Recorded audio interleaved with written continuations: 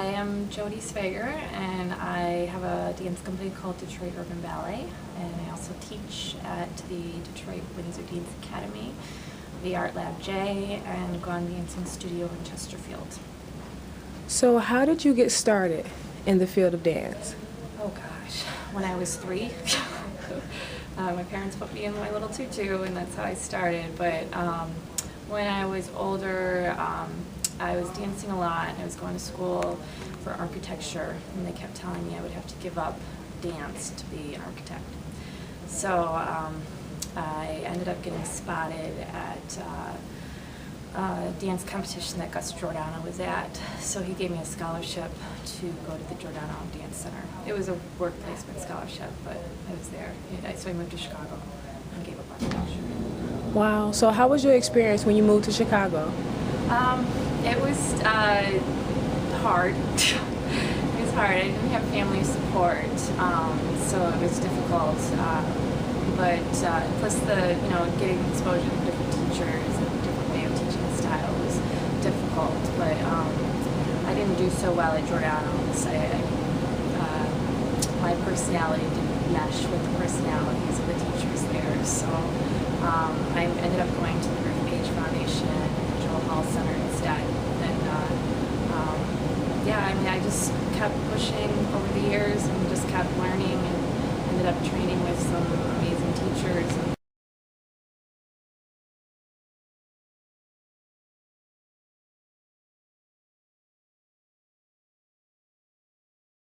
Well, I've got a weird roundabout, because my training led into me dealing with management, so I could understand how to manage my career and manage other careers. And so I spent 5 years actually in Detroit doing festival management and artist development and business plan writing. And then, as I was saying to you before we started the interview, I was spending 60 hours a week on the computer and sitting still. So about a year and a half ago, I switched careers to launch, myself back into dance. And with all the work I had done with festival management and with artists, I kept getting bookings where people were like, "I need dancers. Jodie, you're a dancer.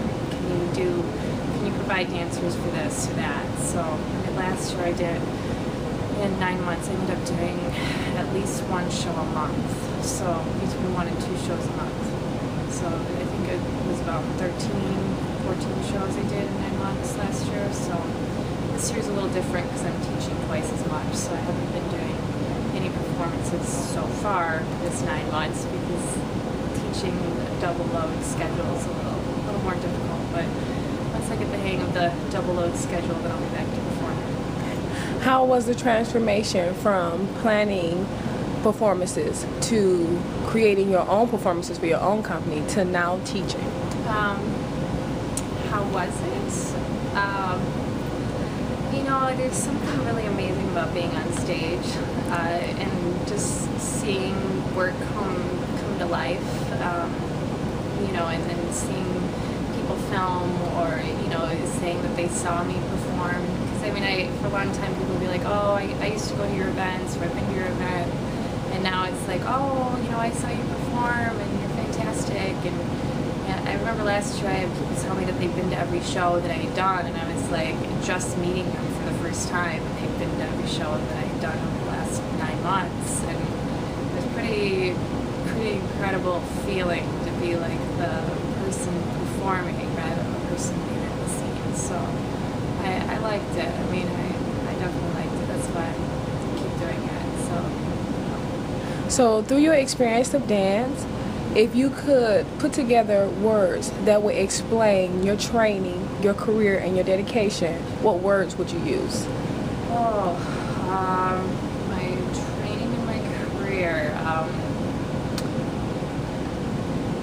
Lots of luck, because I found some of the most amazing teachers just by chance. And then also a lot of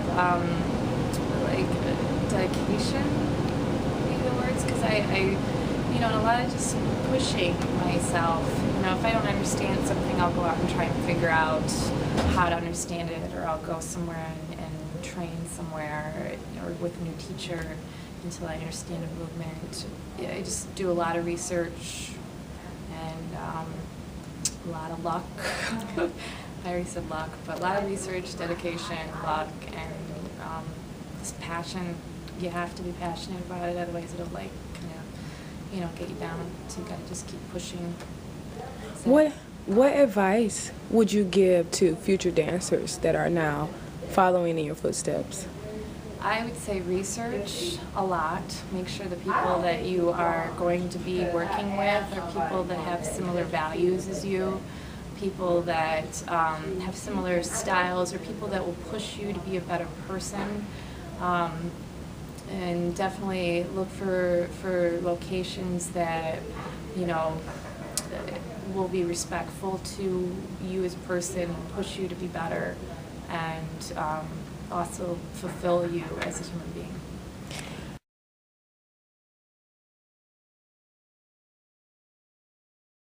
I have a vision to take ballet to different arenas. So we did a lot of stuff last year with doing ballet at hip-hop events, at funk events, where we were, I'm dancing in point shoes at St. Andrews or on the Fillmore stage, or, so it kind of gets people interested in ballet in a way that they're not normally interested in.